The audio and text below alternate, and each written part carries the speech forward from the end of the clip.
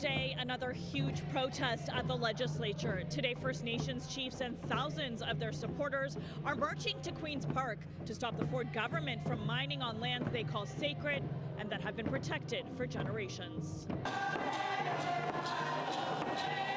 Shutting down Toronto's streets, protesters carrying huge, colorful banners raised their voices as they made their way to Queen's Park.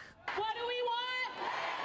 When do we want it? These nations have come together and they do not give their consent for mining on their territories. Do you think the government will listen?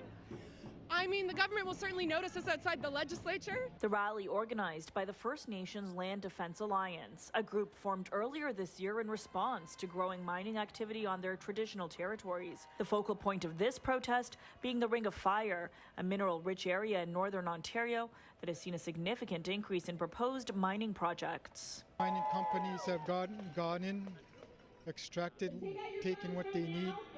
They make a lot of money, and the First Nations are left with nothing. We just don't want any more devastation in our area. Like it's just been far too much. This is Indigenous communities fighting for their right to live. If the Premier and the Minister of Indigenous Affairs were listening right now, what message would you send to them? I would tell them to listen to the elders that are marching here on the front lines to come to the table and negotiate. Earlier this week, the Alliance invited Premier Doug Ford to meet with them on the front lawn of the legislature, but say he refused.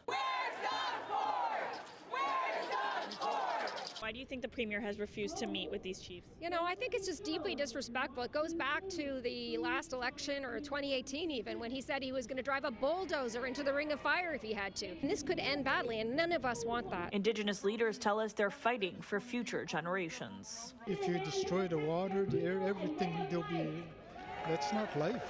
What is there to live on?